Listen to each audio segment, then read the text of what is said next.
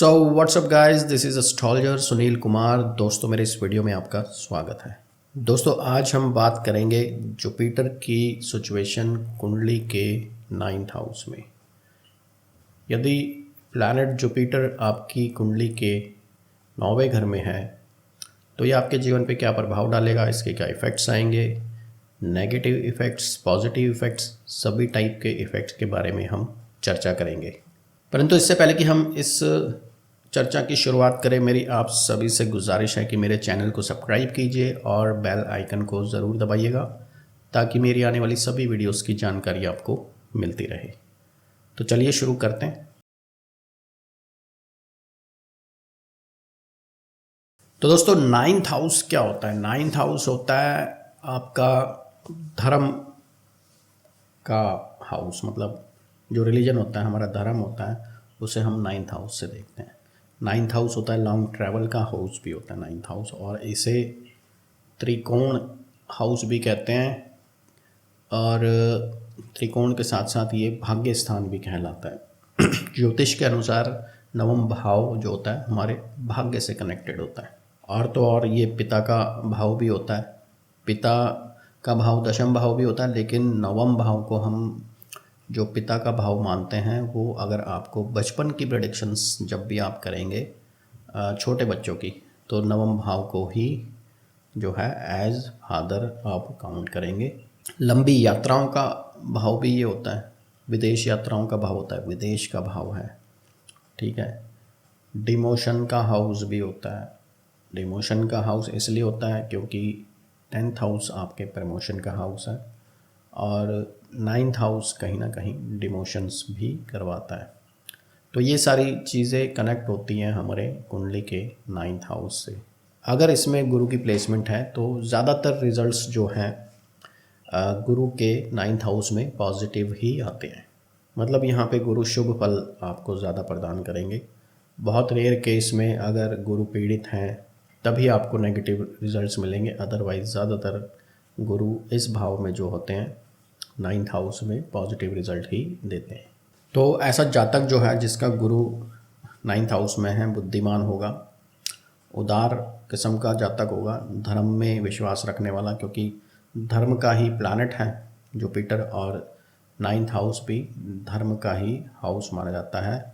और कालपात्र के हिसाब से जो 9वीं राशि है, मतलब धनु राशि 9वें भाव में पड़ती है, तो कहीं ना कहीं ये गुरु का अपना घर भी है, क्योंकि 9वीं राशि यहाँ पर होती है।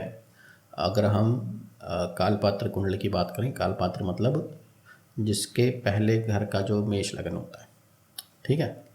तो उस हिसाब से देखा जाए तो 9वां घर गुरु का अपना होता है, 12वां स्थान भी गुरु का अपना घर होता है।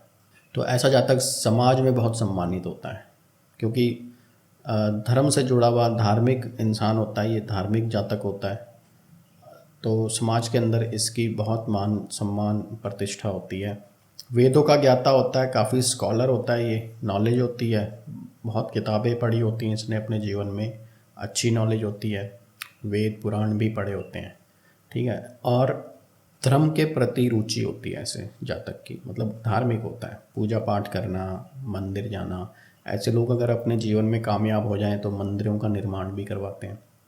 सपोज़ करो कोई बहुत बड़ा नेता होगा या फिर कोई राजा महाराजा होगा, तो जो पुराने ज़माने में राजा महाराजा मंदिरों का निर्माण करवाते थे स्पेशली, तो उनके कुछ ऐसे योग होते हैं कि उनके गुरु का कनेक्शन 9th हाउस से ज़रूर होना चाहिए, ठीक है। 9th हाउस के प्रभाव से ही ऐसे जो है फल प्राप्त होते हैं। धार्मिक कार्यों की वजह से ज़्यादातर इतना फेमस होते हैं।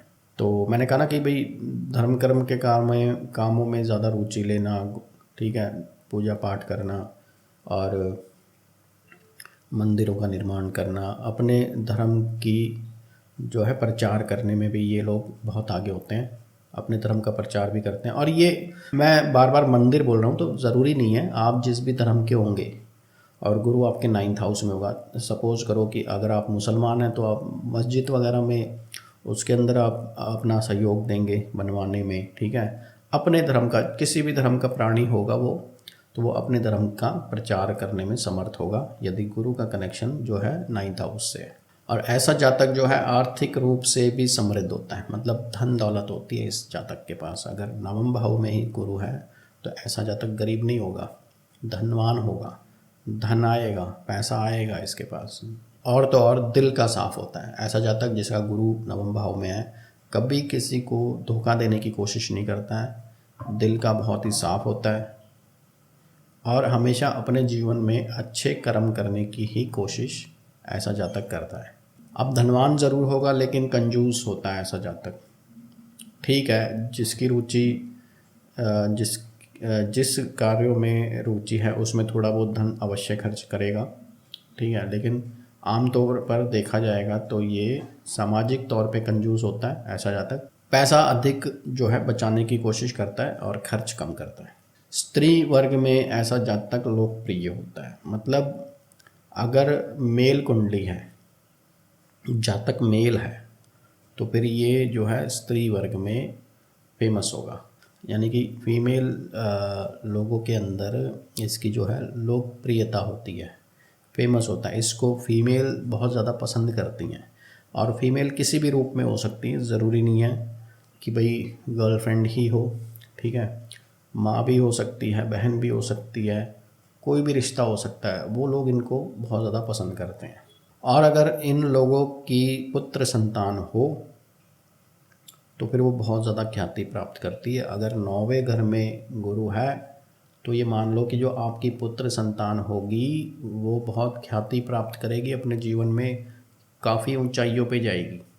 अब ये किस टाइप के कामों में जो है ये कर सकते हैं, ट्रैवल, टूर एंड ट्रैवल के कामों में इनको जो है काफ़ी बेनिफिट मिलता है, क्योंकि गुरु क्या है 9th हाउस में। अगर ऐसे लोग किसी टूर ट्रैवल की कंपनी में काम कर रहे हैं या इनका खुद का ही काम है या घूमने फिरने का काम है, लोगों को टूरिस्ट को घुमाने फिराने का काम है, होटल लाइन से जुड़ा हुआ काम है ना, तो उसमें इनका बहुत अच्छा चलता है। अध्यापन में और प्रकाशन में, अध्यापन मतलब अपना टीचिंग प्रोफेशन में होते हैं ऐसे लोग, अच्छे टीचर होते हैं, ठीक है, मैंने कहा ना ज्ञानी बहुत होते हैं, स्कॉलर होते हैं, तो ये टीचर्स भी अच्छे होते हैं। प्रकाशन में, प्रकाशन मतलब ये जो है लेखक भी हो सकते हैं और किताबें वगैरह प्रकाशित करना या छापना, इस टाइप का भी काम हो सकता है। जो छापे का काम होता है ना, किताबें छापना, प्रकाशित करना, इस टाइप का भी इनका काम हो सकता है। पब्लिशन जिसे कहते हैं। अच्छा, ज्योतिषी भी हो सकते हैं, अच्छे ज्योतिषी हो सकते हैं। अगर गुरु जो है नवम भाव में है तो ऐसे लोग अच्छे ज्योतिषी भी हो सकते हैं। और विदेश के व्यापार से इन लोगों को लाभ होता है, मतलब इंपोर्ट एक्सपोर्ट का बिजनेस ये लोग कर सकते हैं। अगर गुरु नवम भाव में शुभ स्थिति में है तो ऐसे लोग इंपोर्टर एक्सपोर्टर हो सकते हैं। विदेशों से इनका व्यापार जो बिजनेस है विदेशों से कनेक्ट होता है, चाहे वो किसी भी चीज़ का व्यापार करें, ठीक है, लेकिन वो विदेश से कनेक्ट होगा ऐसे जातक का जिसका 9वें भाव में गुरु है। अब गुरु क्या है, अध्यात्म का और जो है धर्म का प्लैनेट भी है ना, और उसी भाव में बैठा है। अब एक प्लैनेट और होता है केतु, जो बिल्कुल ही डीप अध्यात्म की तरफ ले जाता है, स्पिरिचुअलिज्म जिसे हम कहते हैं, डीप स्पिरिचुअलिटी का जो प्लैनेट होता है वो केतु होता है। लेकिन अब केतु का और गुरु का कंजक्शन हो जाए, दोनों प्लैनेट जो अध्यात्म से जुड़े हुए हैं, धर्म से जुड़े हुए हैं, अगर दोनों मिल जाएं और वो भी धर्म के भाव में, तो ऐसा जातक जो है एक टाइम के बाद सन्यासी भी बन जाता है। चाहे जितना मर्जी पैसा धन कमा ले, लेकिन वो एक सेकंड में जो है वो डिसीजन ले लेता है कि भाई सब कुछ छोड़ के जो है सन्यासी बन जाता है, करोड़ों की दौलत भी छोड़ देता है। ऐसे केसेस आपने बहुत देखे होंगे कि पूरा जीवन पैसा कमाते हैं, बड़ी बड़ी कंपनियां खड़ी कर देते हैं, लेकिन एंड में वो सब कुछ त्याग देते हैं और छोड़ देते हैं। आप देखोगे ऐसा करने वाले जो लोग होते हैं ना, वो शुरू से ही धार्मिक होते हैं। आप उनका बैकग्राउंड चेक करना, चाहे वो पैसा धन कमा रहे हैं, बिजनेस कर रहे हैं, बड़े बिजनेसमैन हैं, लेकिन वो धर्म के कार्यों से जुड़े होते हैं। फिर एक सिचुएशन ऐसी आ जाती है जब वो पैसे से ऊब चुके होते हैं, या कह लो भोग विलास की जो ज़िंदगी होती है उससे ऊब जाते हैं। फिर वो जो है अपना अध्यात्म की तरफ उनका फोकस हो जाता है, और इतना ज़्यादा हो जाता है ये कंजक्शन की वजह से केतु और जुपिटर कि वो सन्यासी बन जाते हैं, छोड़ देते हैं, फैमिली बच्चे सब छोड़ देते हैं।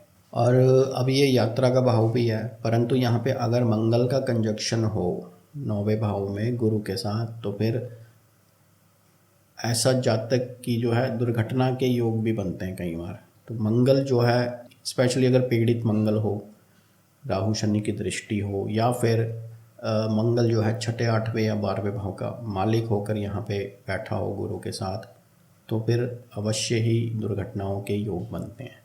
उस केस में फिर मंगल की रेमेडीज़ करनी चाहिए और गाड़ी वाड़ी चलाना थोड़ा सावधानी से, जो ये सब काम करने चाहिए। यात्राओं में दुर्घटना, बेसिकली यात्राओं में दुर्घटना।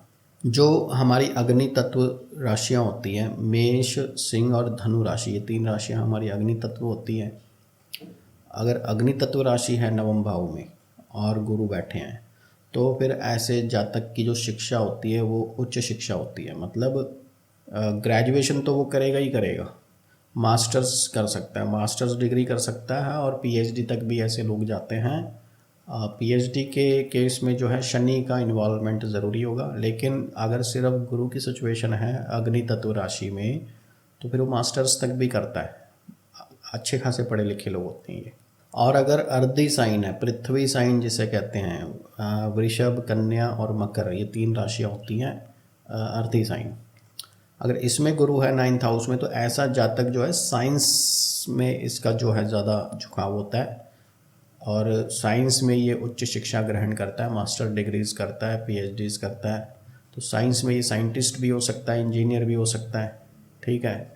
और अगर सूर्य का, राहु का भी प्रभाव हो, तो फिर ये डॉक्टर लाइन में भी चले जाते हैं ऐसे लोग, डॉक्टर बनते हैं, बड़े विख्यात डॉक्टर बन जाते हैं। और इस योग में क्या होता है अर्धी साइन में, कि ऐसा जातक सरकारी जो है, शनि का भी प्रभाव हो, तो सरकारी साइंटिस्ट जो होते हैं ना, गवर्नमेंट के अंडर काम करने वाले, ऐसे साइंटिस्ट बन के भी काम करते हैं, ठीक है। अगर तो अर्धी साइन में गुरु 9th हाउस में, अगर कोई है ऐसा जातक जो मेरी वीडियो अगर देख रहा है, तो कमेंट करके ज़रूर बताना। थोड़ा सा मैंने कहा ना कंजूस होता है, तो थोड़ा सा स्वार्थी भी होता है ये।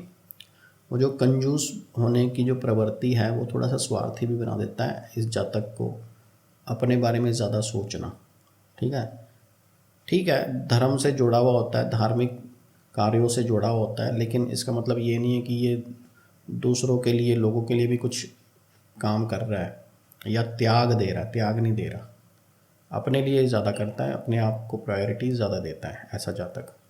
मेष, मिथुन, सिंह, तुला, धनु और कुंभ, ये हमारी पुरुष राशियाँ होती हैं। तो पुरुष राशि के अंदर थोड़ा सा कष्टकारी होता है जुपिटर 9th हाउस में, तो लाइफ में थोड़ा स्ट्रगल ज़रूर रहेगा। और स्पेशली ये छोटे भाई बहनों के लिए कष्टकारी होता है, क्योंकि गुरु की जो दृष्टि पड़ जाती है वो 3रे भाव पे पड़ जाती है। साइबलिंग्स का हाउस होता है 3रा घर, तो उस केस में जो है उनके जीवन पे भी कष्ट रहता है, प्लस अपने पराक्रम में ये कमी कर देता है। अगर पुरुष राशि में होगा तो ऐसा जातक के पराक्रम में कमी हो जाती है, क्योंकि 3रा भाव जो है वो पराक्रम का भी है। पराक्रम का मतलब होता है जो आप एफर्ट करते हो अपने काम के लिए, उस एफर्ट्स में आप कमी कर देते हो, टाइम पास कर रहे हो या जितना हो रहा है उतना ही कर रहे हो, ज़्यादा मेहनत नहीं कर रहे हो, ज़्यादा जोर नहीं लगा रहे हो, एक्स्ट्रा कुछ नहीं कर रहे हो। आपका काम अगर चल रहा है ठीक है, आप खुश हो उतने में, वो उतना ही करते हो आप। कई बार इस योग में क्या होता है, पुरुष राशि वाले योग में बता रहा हूँ, कि बहन भाई की कमी भी होती है, या छोटे बहन भाई होते ही नहीं है, ऐसा भी होता है। अगर ये योग बहुत ज़्यादा ख़राब काम करे, गुरु पीड़ित भी हो, तो फिर बहन भाई होते ही नहीं है। हो सकता है कि इनसे बड़े भाई बहन हो लेकिन छोटे नहीं होते।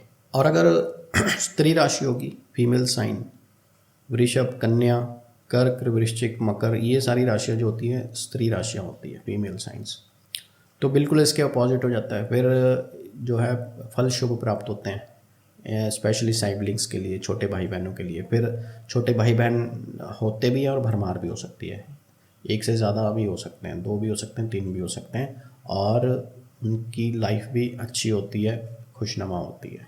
परंतु एक चीज़ होती है कि इनके रिलेशन इतने अच्छे नहीं रहते हैं। उनके भाई बहनों की संख्या भी होगी, वो अपनी लाइफ में खुश भी होंगे, सक्सेसफुल भी होंगे, लेकिन इस जातक के साथ रिलेशनशिप जो है थोड़े से इतने ज़्यादा अच्छे नहीं होंगे, बहुत कम होंगे रिलेशनशिप। कई बार मनमुटाव होता है इन जातक के बीच में और इनके भाई बहनों के बीच में, और इतना भी होता है कि आपस में ज़्यादा बोलते ही नहीं है, बातचीत नहीं करते, बहुत रेयर ही करते हैं। वायु तत्व राशि हो अगर मिथुन, तुला और कुंभ राशि, तो ऐसा जातक जो है लेखन के काम में जा सकता है, प्रकाशन के काम में। मैंने बोला ना कि लेखक होते हैं, किताबें छापने वाला काम होता है, प्रिंटिंग, प्रेस प्रिंटिंग हो सकती है इनकी, है ना। प्रकाशन का जिसे हम क्या कहते हैं, पब्लिशन का काम होता है इनका, और उस काम में बहुत अच्छा पैसा कमा लेते हैं ये, अच्छे खासे पैसे कमा लेते हैं। और इसके विपरीत जो जलीय राशियाँ होती हैं हमारी, वृश्चिक, मीन और कर्क राशि, जलीय राशियाँ होती हैं। अगर जलीय राशि के अंदर गुरु है तो फिर ऐसे लोग जो है अपना कानून के क्षेत्र में अच्छा करते हैं, वकील बन सकते हैं, जज बन सकते हैं। जलीय राशि में अगर गुरु 9th हाउस में है तो फिर कानून के क्षेत्र में अच्छा करते हैं, वकील भी हो सकते हैं, जज भी बन सकते हैं। लेकिन जज बनने के लिए जो है शुक्र की स्थिति भी अच्छी होनी चाहिए कुंडली के अंदर। अगर शुक्र भी शुभ स्थिति में होगा, कनेक्ट कर जाए अपना कार्य क्षेत्र से, 10वें भाव से कनेक्ट कर जाए, तो फिर तो योग बन जाएंगे न्यायाधीश बनने के, मतलब जज बनने के। तो नॉर्मली गुरु अगर 9th हाउस में है तो शुभ फल अधिक प्राप्त होते हैं। ऐसे लोगों को यात्राओं से भी बहुत लाभ होता है, लंबी यात्राओं से ज़्यादा लाभ होता है। इनको जो है विदेश में जाकर भी जॉब्स मिल सकते हैं। जिनका गुरु जो है 9th हाउस में है उनको विदेश के लिए ट्राई करना चाहिए, बाहर की जॉब्स के लिए ट्राई करना चाहिए, वहाँ इनको ज़्यादा सक्सेस मिलती है। विदेश में सेटलमेंट के भी योग होते हैं, क्योंकि गुरु का जो रिलेशन होता है कहीं ना कहीं हमारी सक्सेस से होता है। तो जिस भाव में गुरु बैठेगा उस भाव के हिसाब से आपको लाइफ में सक्सेस मिलने की अपॉर्चुनिटीज़ ज़्यादा मिलती है। अब अगर 9th हाउस आपका धर्म का है तो धर्म के कामों से सक्सेस मिलती है, लंबी यात्राओं का तो यात्राओं के कामों से मिलती है, ठीक है ना। और विदेश का है तो विदेश में जाके भी सक्सेस मिलती है। और तो और इस गुरु की खासियत है कि आपकी कुंडली में और भी जो दोष होते हैं ना उनको भी कम कर देता है, उनके प्रभाव को कम कर देता है। 9th हाउस में अगर शुभ स्थिति में गुरु है, स्पेशली अगर अपनी खुद के साइन में धनु में होगा या मीन राशि में होगा या उच्च का होगा कर्क राशि में, तो फिर ये आपकी कुंडली के अंदर जो है बने हुए छोटे मोटे दोषों को भी ख़त्म कर देगा और आपका जीवन जो है सफल बना देगा। तो गुरु 9th हाउस का काफ़ी शुभ माना गया है ज्योतिष के अनुसार। और अगर आप इसको और भी शुभ करना चाहते हैं तो इसका रत्न अवश्य धारण करें। इसका रत्न होता है येलो सफ़ायर, यानी कि पुखराज, श्रीलंका का पुखराज ही लें। और पुखराज को है जो है बहुत ही अच्छे तरीके से सिद्ध करवाएं, किसी एक्सपर्ट से ही करवाएं, खुद छोटी मोटी पूजा करके धारण ना करें, उसका कोई फ़ायदा नहीं होगा। अधिक जानकारी के लिए जो है आप मुझसे कांटेक्ट भी कर सकते हैं। यदि आप रत्नों पे जानकारी चाहते हैं या फिर अपनी कुंडली के बारे में जानकारी चाहते हैं तो आप अपना कंसल्टेशन जो है बुक कर सकते हैं। मेरा नंबर आपको जो व्हाट्सएप का नंबर स्क्रीन पे मिल जाएगा, उस व्हाट्सएप के ज़रिए आप मुझे कांटेक्ट करके अपना पेड कंसल्टेशन बुक कर सकते हैं। मुझे आशा कि आपको मेरी ये वीडियो पसंद आई होगी। अगर पसंद आए तो प्लीज़ लाइक ज़रूर कीजिएगा और अपने दोस्तों के साथ जो है इस वीडियो को शेयर कीजिएगा। अब हम मिलेंगे हमारी नेक्स्ट वीडियो में, तब तक के लिए धन्यवाद।